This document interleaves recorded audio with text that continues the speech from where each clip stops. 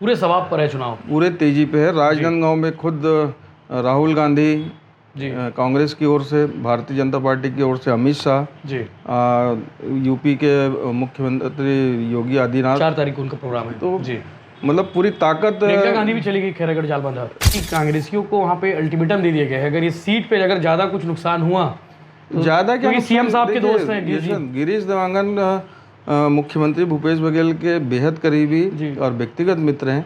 इसमें कहीं कोई चरणदास मान जी उस दिन कहे भी इनकार नहीं है। यार है, अगर किसी को फायदा नहीं पहुंचा सकते तो किसी का नुकसान भी उन्होंने अभी तक नहीं किया है। राजनांदगांव में जितने भी विकास के काम दिखते हैं वो डॉक्टर रमन सिंह के दिए हुए हैं। चाहे वो गांव में सड़कों का मामला ले लें, कॉलेज शिक्षा का मामला ले लें, अस्पताल का मामला ले लें, सब डॉक्टर रमन सिंह का किया हुआ है। भारतीय जनता पार्टी ने जातिगत समीकरणों को एक किनारे रख करके भावना वोहरा को मैदान में उतारा है। ऐसा बताया जाता है कि ये डॉक्टर रमन सिंह की भांजी भी हैं। कांग्रेस के कार्यकर्ताओं में निराशा का वातावरण है और इस निराशा को आज की तारीख तक कांग्रेस प्रत्याशी दूर करने में मुझे सफल होते नहीं दिखे हैं। तामझाम जरूर दिख रहा है, पानी की तरह वहाँ पैसा बहता भी दिख रहा है। कांग्रेस की जो प्रत्याशी इंदर शाह मंडावी, उनके मंच से एक सरजू नाम का व्यक्ति ये धमकी भरा वो वीडियो भी वायरल हुआ है, जिसमें कहा गया कि भाजपा कार्यकर्ता अगर गांव में प्रचार में आएंगे तो उनका सिर काट देंगे। ऐसा वीडियो वायरल हुआ है पिछले दिनों।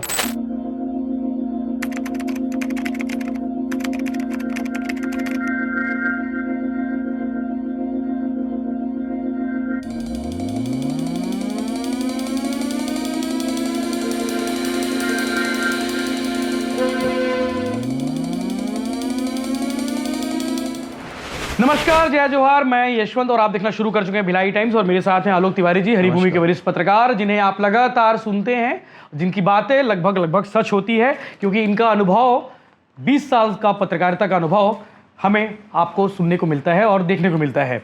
और आज हम बात करने वाले हैं राजनांदगांव लोकसभा की 8 सीटों पर, चूंकि 8 सीटों और बस्तर की 12 सीट यानी कि टोटल 20 सीटों पे पहले चरण के मतदान होने हैं। तो हमने सोचा कि सबसे पहले राजनांदगांव लोकसभा की 8 सीटों पर बात कर ले कि वहां चल क्या रहा है, क्योंकि उस सीट पर कई दिग्गज मैदानवर है।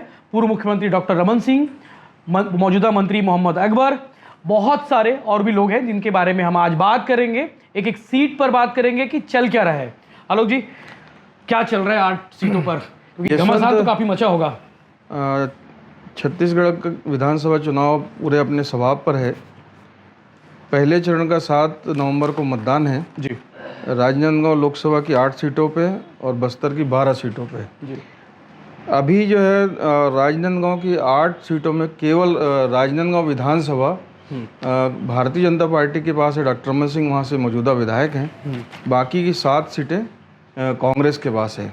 2018 की आंधी में बड़े बड़े किले वहाँ ढह गए थे जी। एक खैरागढ़ की सीट जोगी कांग्रेस के प्रत्याशी देवराज सिंह ने जीती थी जी, लेकिन उपचुनाव हुआ तो वो भी सीट कांग्रेस के पास उपचुनाव में यशोदा जंघेल के तौर पे आ गई थी, यशोदा वर्मा।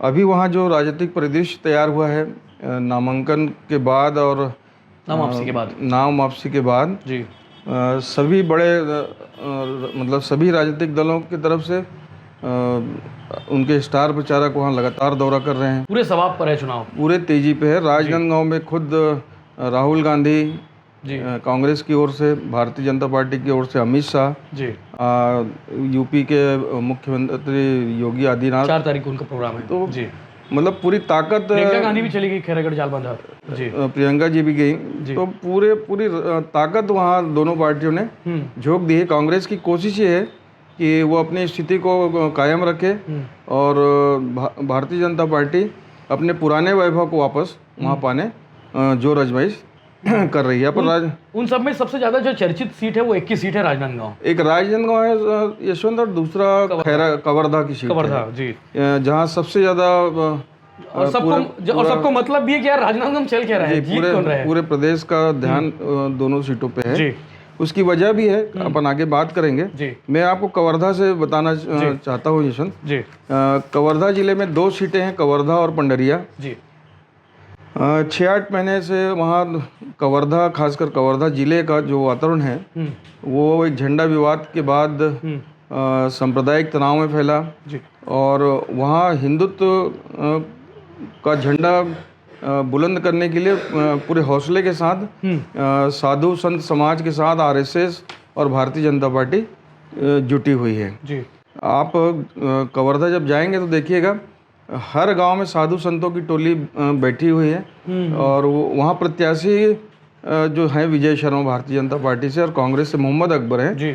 मोहम्मद अकबर की जो नामांकन रैली निकली थी वो भी ताबड़तोड़ थी, हाँ, भीड़ थी, विशाल रैली निकली थी, देश में चर्चा हुई। कांग्रेस ने अपने मेन ट्विटर हैंडल से उस वीडियो को जारी किया था। जो ड्रोन से फोटो आई वो अपने आप में ऐतिहासिक थी जी। मोहम्मद अकबर इस प्रदेश में उन नेताओं में शुमार हैं जो राजनीतिक मैनेजमेंट के नाम पे काफ़ी मजबूत हैं और सीएम भूपेश जी के काफ़ी करीबी है। कवर्धा से आम लोगों से उनका रिश्ता है। मैं आपको बता दूं कि मोहम्मद अकबर की एंट्री जो है 90 के दशक में हुई थी कवर्धा में।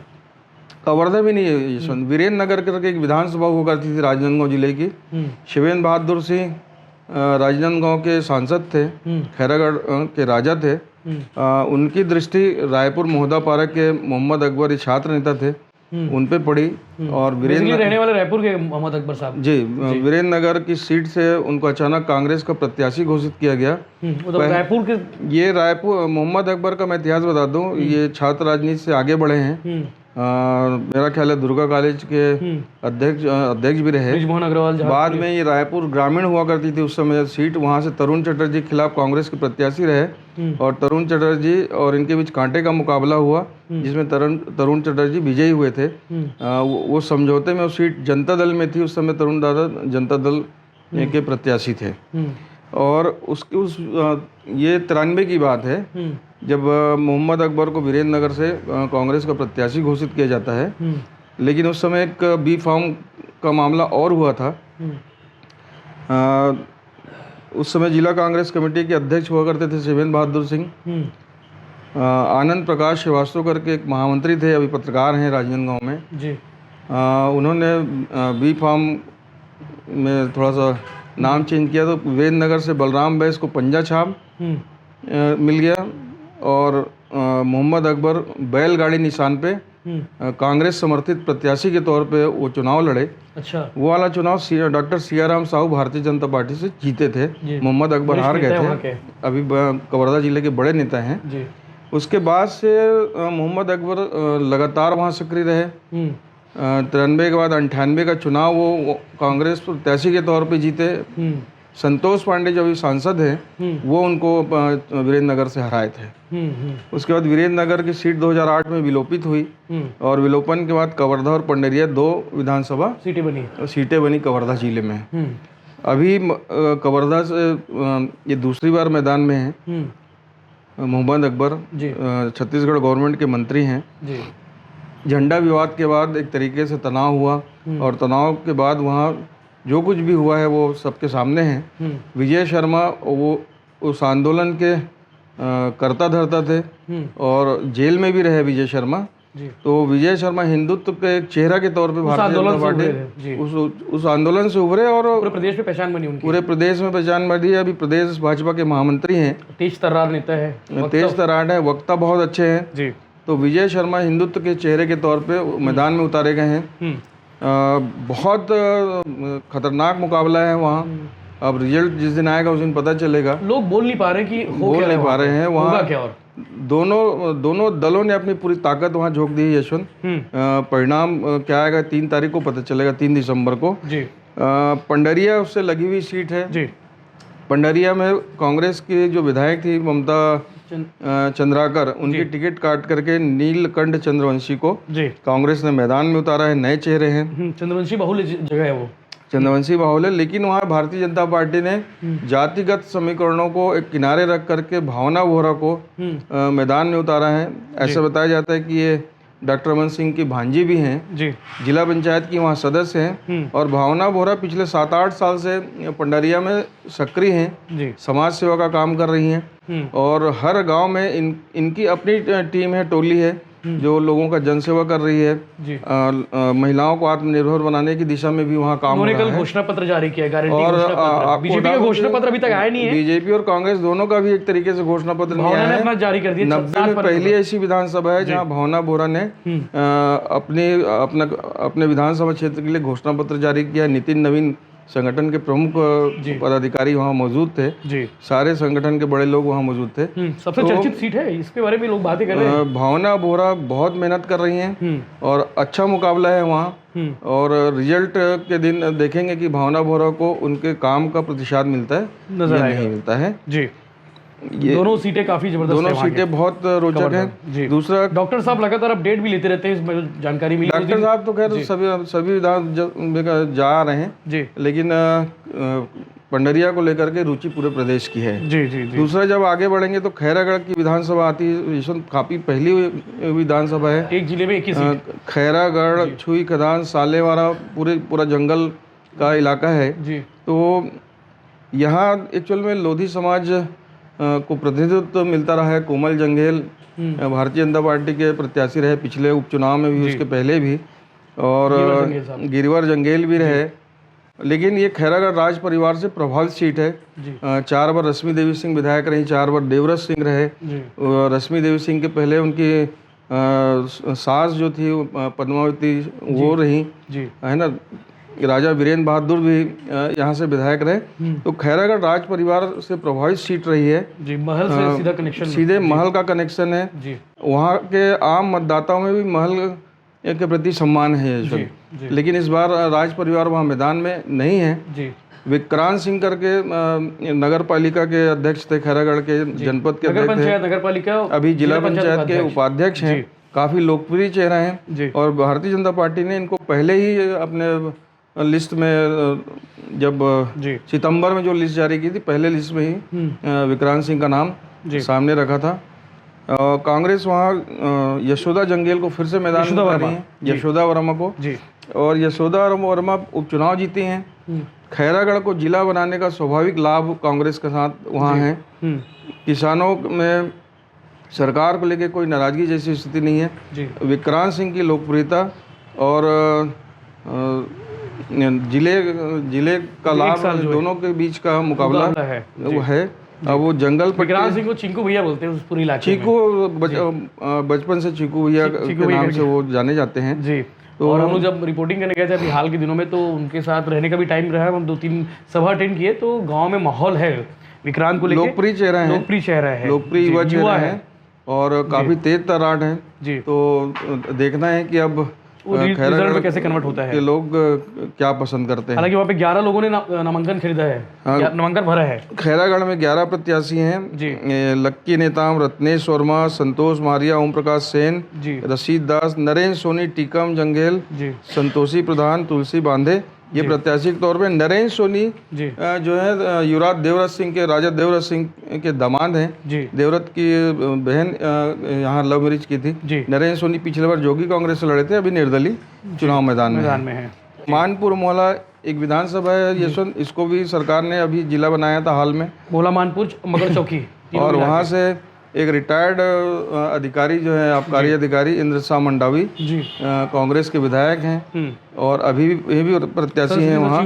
लेकिन वहाँ भारतीय जनता पार्टी ने संजीव शाह, अंबागढ़ चौकी के राजा हैं ये पहले विधायक भी रहे, उनको मैदान में उतारा है। तो सीधा मुकाबला है। यहाँ अभी प्रचार के दौरान डॉक्टर रमन सिंह सभा लेने गए थे वहाँ, तो एक भाजपा नेता की उसी शाम को वहाँ हत्या हो गई थी। उस हत्या के मामले में कई लोगों को गिरफ्तार भी किया गया है। एक्चुअल में नक्सली घटना बताई जा रही है। और कांग्रेस की जो प्रत्याशी इंदर शाह मंडावी, उनके मंच से एक सरजू नाम का व्यक्ति, ये धमकी भरा वो वीडियो भी वायरल हुआ है जिसमें कहा गया कि भाजपा कार्यकर्ता अगर गांव में प्रचार में आएंगे तो उनका सिर काट देंगे, ऐसा वीडियो वायरल हुआ है पिछले दिनों। तो उनके खिलाफ भी शायद मामला मुकदमा दर्ज हुआ है। तो उस घटना से वहाँ मंच में शाह जी थे, वहाँ पे मंडावी जी थे, वहाँ पे मंडावी जी खुद मौजूद थे। तो ये 2 घटनाओं के कारण जो है वहाँ वातावरण भयंकर तनावपूर्ण है। तो अब इसका लाभ कहाँ तक भाजपा ले पाती है जी, कैसे ये देखने वाली बात होगी। दूसरा मानपुर मोला से लगा हुआ खुज्जी की एक सीट है और खुज्जी विधानसभा है, उसी से लगी हुई डोंगर गांव की सीट भी है जशन। जी 10 प्रत्याशी मैदान में हैं। जी, खुज्जी से कांग्रेस ने विधायक छन्नी साहू की टिकट काटी है जी और वहाँ पूर्व विधायक भोलाराम साहू को जी मैदान में उतारा गया है। भोलाराम साहू 2019 का लोकसभा चुनाव भी कांग्रेस से लड़े थे और उन्हें पराजय का सामना करना पड़ा था। जी छन्नी साहू की को टिकट जब दी गई थी 2018 में, तब भोला साहू की टिकट काट करके छन्नी साहू को दी गई थी। वहाँ भोला को जी वहाँ भारतीय जनता पार्टी की ओर से जिला पंचायत की अध्यक्ष हैं गीता घासी साहू, वो मैदान में हैं। जी इस सीट पे हमर जो अरविंद दाम जी की पार्टी है उसकी तरफ से भी एक आदिवासी चुनाव मैदान में है। जी 40,000 आदिवासियों के वोट हैं। और मुझे ऐसी जानकारी मिली है यशवंत कि आदिवासी समाज ये बहुत संकल्पित है कि कोई किसी दूसरे राजनीतिक दल का झंडा उठाएगा तो उसे दंडित भी किया जाएगा। तो अब देखना ये है कि यहाँ राष्ट्रीय दल किस तरीके से मुकाबला करते हैं और परिणाम क्या आता है। गीता साहू के बारे में एक फैक्ट बता दूं भैया, इसमें उन्होंने उस दिन कहा था जब हम इंटरव्यू ले रहे थे, तो मैंने उनसे पूछा था कि आपने टिकट मांगी थी या फिर पार्टी ने टिकट दी थी, तो उन्होंने कहा था कि मैंने आवेदन नहीं किया था, पार्टी ने उन्हें मैदान पर उतारा है। ये भी सीट सितंबर में घोषित हो गई थी। जी जी जी जी पार्टी ने उनके काम को देखी, चूंकि जिला पंचायत अध्यक्ष है और बहुत ही सामान्य महिला है और बड़ी व्यवहारिक है, तो उसका लाभ स्वाभाविक रूप से पार्टी को मिलेगा, जुड़ा हुआ है। जी जी जी दूसरी सीट डोंगर गांव की है। दलेश्वर साहू कांग्रेस से तीसरी बार चुनाव लड़ रहे हैं, मैदान में है जी। और यहाँ भारतीय जनता पार्टी ने काफ़ी इंतजार के बाद मतलब भरत वर्मा को जिला पंचायत अध्यक्ष से पहले जी जिला भाजपा के अध्यक्ष भी रहे, उनको मैदान में उतारा है। इसी भाजपा के अध्यक्ष भी। यशवंत, जिस दिन खैरागढ़ में विक्रांत सिंह की उम्मीदवारी घोषित हुई थी उसी दिन ही तय हो गया था कि डोंगर गांव सीट लोधी समाज को मिलेगा, भारतीय जनता पार्टी देगी और हुआ भी वही। तो भरत वर्मा वहाँ से मैदान में है जी। टोटल 12 प्रत्याशी हैं जी। दलेश्वर साहू बहुत ग्रास रूट पे मेहनत करने वाले कांग्रेस के विधायक हैं। दलेश्वर साहू का पूरा परिवार, दलेश्वर की पत्नी, उसका बेटा लगातार लोगों के बीच काम करते हैं। तो दलेश्वर साहू की लोकप्रियता पिछले समय भी देखने आई थी। 2018 में मधुसूदन यादव जैसे धागड़ भारतीय जनता पार्टी के प्रत्याशी को वो धराशायी कर दिए थे। तो भरत वर्मा सामाजिक समीकरण को किस तरीके से संतुलित करते हैं और दलेश्वर साहू को कैसे टक्कर देते हैं, ये देखने वाली बात। कोई एंटी इनकम्बेंसी वाली बात नहीं है। दलेश्वर साहू लगातार 2 बार के विधायक है, तीसरी बार चुनाव लड़ रहे हैं। कोई ऐसा वैसी नाराजगी नहीं है जी। लेकिन 2 राष्ट्रीय पार्टी चुनाव लड़ रहे हैं जी। वहाँ गांधी परिवार का भी अपना वर्चस्व है, प्रदीप गांधी, दिनेश गांधी जी। तो देखना है कि अब मुकाबला कहाँ पर जाकर खत्म होता है। कांटे की टक्कर है, कांटे की टक्कर है डोंगर गाँव में। लेकिन साहू जी बहुत कॉन्फिडेंट है, वो कह रहे हैं कि पिछले बार जितना वोट था उस बार दुगुना वोट हो जाएगा। ये उनका उत्साह है क्योंकि सामाजिक समीकरण वहाँ है कि साहू समाज भी है जी और लोधी समाज भी है जी। तो सामाजिक समीकरण जो बैठा लेगा वहाँ वो बाजी मार लेगा। बिल्कुल। सबसे चर्चित सीट राजनांदगांव, उससे पहले डोंगरगढ़ पे बात करें। डोंगरगढ़ में भी कांग्रेस ने अपने विधायक भुवनेश्वर बघेल की टिकट काटी जी।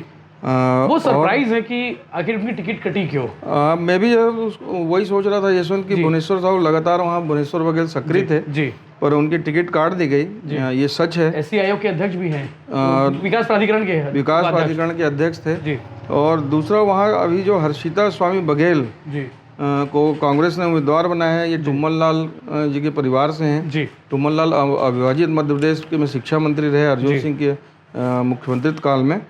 और भारतीय जनता पार्टी ने पूर्व विधायक विनोद खांडेकर जी को अपना उम्मीदवार बनाया है। विनोद खांडेकर पहले विधायक भी रहे जी। विनोद खांडेकर का संबंध अपने भिलाई से भी है यशवंत जी। भिलाई इस्पात संयंत्र के शिक्षा विभाग में आप स्पोर्ट्स टीचर के रूप में काम किए जी। और बीएसपी कर्मी रहे। एक्चुअली डोंगरगढ़ माँ बमलेश्वरी के नाम से विश्वविख्यात है यशवंत, और वहाँ बौद्ध समाज का अपना प्रभाव है जी। सिख समाज निर्णायक स्थिति में है जी, और आदिवासियों की भी बड़ी संख्या है। तो इन मतलब अपने समाज को छोड़कर दिगर समाज को जो साधेगा वो वहाँ का विधायक चुना जाता रहा है। कांग्रेस के बड़े दावेदार भी सब यहाँ रहे। धनेश पटेल जैसे कद्दावर नेता वहाँ से कांग्रेस की टिकट चाह रहे थे जी। यहाँ कांग्रेस को भीतरघात का भी वो सामना करना पड़ेगा जी। एक नाम और आ रहे हैं, लोकनाथ भारती, यहाँ से मैदान में दिख रहे हैं यशवंत। लोकनाथ भारती भी वहाँ निचले स्तर पे, मैदानी स्तर पे काफ़ी उनका भी प्रभाव है जी। इसके बाद अपन राजनांदगांव सीट पे बात करते हैं यशवंत। सबसे ज़्यादा प्रत्याशी भी उन पूरी लोकसभा सीट की सब राजनांदगांव में कुल 21 प्रत्याशी हैं जी। पर मुझे लगता है कि डॉक्टर रमन सिंह जो भारतीय जनता पार्टी से प्रत्याशी हैं जी, चौथी बार चुनाव लड़ रहे हैं जी। 3 बार लगातार प्रतिनिधित्व कर चुके हैं, वहाँ विधायक रह चुके हैं जी। और राजनांदगांव से डॉक्टर रमन सिंह का गहरा संबंध भी बन चुका है यशवंत जी। और कांग्रेस ने जिस तरीके से प्रत्याशी चयन में वह निर्णय लिया है जी, इसको लेकर के आम मतदाता भी आश्चर्यचकित हैं जी। कांग्रेस के नेता उनके साथ मंच में दिखेंगे आपको, लेकिन कांग्रेस के और दिमाग कहीं और है। यस, कांग्रेस के कार्यकर्ताओं में निराशा का वातावरण है और इस निराशा को आज की तारीख तक कांग्रेस प्रत्याशी दूर करने में मुझे सफल होते नहीं दिखे हैं जी। तामझाम जरूर दिख रहा है, पानी की तरह वहाँ पैसा बहता भी दिख रहा है। पर जी रायपुर गया तो बता रहे कि रायपुर की पूरी राजनांदगांव गया था, रायपुर की पूरी टीम आके हाईजैक कर ली पूरी। क्या हुआ था यशवंत, 2018 में भी स्थानीय लोगों को किनारे करके करुणा शुक्ला जी को मैदान में उतार दिया गया था जी। इस बार भी वहाँ दावेदारों को की बड़ी अपेक्षा थी, लेकिन सभी दावेदारों को किनारे करके गिरीश देवांगन के रूप में एक प्रत्याशी वहाँ फिर से जी। लोगों के माइंड में एक चीज है बाहरी प्रत्याशी वाला जी, लेकिन कांग्रेस ये आरोप लगाती कि भैया बीजेपी के डॉक्टर रमन सिंह बाहरी है, लेकिन राजनांदगांव वाले सर मुझे लगता है कि ये एक्सेप्ट कर लिया। डॉक्टर रमन सिंह मुख्यमंत्री थे जी, और मुख्यमंत्री रहते हुए उन्होंने राजनांदगांव को स्वीकार किया है यशवंत जी। तो कोई भी मतदाता ये नहीं चाहता कि उनका प्रतिनिधि उनके मत से जीता हुआ प्रतिनिधि मुख्यमंत्री बने, ये सबकी चाह होती है जी। और डॉक्टर रमन सिंह से राजनांदगांव को बड़ी उम्मीदें हैं जी। राजनांदगांव और डॉक्टर रमन सिंह बेहद सरल हैं यशवंत जी। अगर किसी को फायदा नहीं पहुंचा सकते तो किसी का नुकसान भी उन्होंने अभी तक नहीं किया है। राजनांदगांव में जितने भी विकास के काम दिखते हैं वो डॉक्टर रमन सिंह के दिए हुए हैं, चाहे वो गांव में सड़कों का मामला ले लें, कॉलेज शिक्षा का मामला ले लें, अस्पताल का मामला ले लें, सब डॉक्टर रमन सिंह का किया हुआ है जी। तो इसका लाभ निश्चित रूप से डॉक्टर साहब। भाजपा वाला कार्ड चलेगा? भाजपा मेरे को तो पहले अभी 3-4 दिन पहले पता चला कि गिरीश देवांगन भांजा भी है राजनांदगांव के, भांजा है, दुर्गा चौक में उनका मामा घर है ऐसा बताते हैं। कांग्रेस उनके होर्डिंग्स पे भी आ गए कि हमारा भाचा गिरीश देवांगन। चलिए वो इमोशन होता है कि चुनाव में कैसे जुड़ेंगे जी, लेकिन इसके पहले गिरीश देवांगन का कभी कोई राजनांदगांव से नाता नहीं रहा है। अच्छा ये सही है क्या? मुझे अभी आपके पास भी खबर आ गई होगी कि कांग्रेसियों को वहाँ पे अल्टीमेटम दे दिया गया है, अगर ये सीट पे अगर ज्यादा कुछ नुकसान हुआ तो ज्यादा क्या, सीएम साहब के दोस्त हैं गिरीश देवांगन मुख्यमंत्री भूपेश बघेल के बेहद करीबी और व्यक्तिगत मित्र हैं, इसमें कहीं कोई इनकार नहीं है जी। और लेकिन एक चीज आपको समझना पड़ेगा कि राजनांदगांव में उदय मुदलियार से ज्यादा लोकप्रिय कांग्रेस के भीतर कोई दूसरा नेता नहीं रहा है जी। जब डॉक्टर रमन सिंह और उदय मुदलियार लड़ते थे तब 32,000-35,000 का फैसला हुआ है जी, उदय मुदलियार जी के रहते हुए। उदय मुदलियार के शहीद होने के बाद, झीरम के हमले में शहीद होने के बाद अलका मुदलियार जी लड़ी, उनकी पत्नी जी। उस स्थिति में भी 35-40,000 का फैसला हुआ है फासला। 2018 के चुनाव में करुणा शुक्ला को अचानक वहां से मैदान में उतारा गया। करुणा शुक्ला जी के पीछे अटल जी का नाम था जी, एक नाम था, एक ब्रांड है ब्रांड था। अटल बिहारी वाजपेयी जी की भतीजी हैं जी। ये मैसेज किया गया, भारतीय जनता पार्टी के कुछ नाराज लोग भी करुणा जी को मदद करने लगे थे, इसलिए करुणा शुक्ला जी फाइट में दिखे आपको जी। 15,000 के उसमें आ गई, 15-16,000 में आ गई थी तो वो 2018 का सीन और आज 2023 के सीन में जमीन आसमान का फर्क है जी। लेकिन कांग्रेसी कार्यकर्ताओं के मन में जो वो दबाव है, ऐसा बता रहे थे कि मानसिक दबाव तो प्रेशर हो गई भाई। वहाँ ईमानदारी से उम्मीदवार के लिहाज से हेमा देशमुख मेहनत कर रही थी, निखिल द्विवेदी मेहनत कर रहे थे, जीतू मुदलियार खुद लगे हुए थे, कुलबीर छाबड़ा जिला कांग्रेस कमेटी के अध्यक्ष है। हर गाँव में कुलबीर छाबड़ा का अपना संबंध है जी। हमारे गांव के ग्रामीण बेल्ट से 3-4 लोग दावेदार थे, अंगेश्वर देशमुख, भागवत साहू, गोवर्धन देशमुख जी। तो इन सब दावेदारों को में से एक आध किसी को दे देना था। वो चीज अभी भी इनका भाई जो राजनीति कर रहे हैं उनका तो कैरियर आप 5-10 साल से खराब करते आ रहे हैं, खराब हो गया, तो उनको अपने राजनीतिक भविष्य की चिंता सता रही है, इसलिए गिरीश देवांगन को स्वीकार करना मुश्किल हो रहा है, मुश्किल हो गया है। तो काफ़ी वाकई में सारी सीटों पर लगभग बात होगी, 8 सीटों पे, और बस्तर की बाकी जो बची सीटें हैं, जिसपे 12 सीटें, जिसपे पहले चरण के मतदान होने, उस पर भी हम इत्मीनान से बात करेंगे, अच्छे से बात करेंगे, ताकि आपको पूरी डिटेल समझ आ जाए। और भी बाकी अपडेट्स आपको लगातार मिलते रहेंगे। चुनावी जो चर्चा है स्पॉन्सर्ड बाय दूल्हे साहब, सैनी ज्वेलर्स और केसरिया फैशन, इनके सहयोग से हम आपको लगातार तरह तरह के अपडेट और नए नए कंटेंट लेकर आ रहे हैं। आगे आप बने रहिए। हमारी बातचीत कैसे लगी कमेंट करके जरूर बताएं, और आपके इलाके की सीट का हाल क्या है इन दिनों, उसको भी आप कमेंट करके हमें बताएं। जय हिंद, जय जोहार।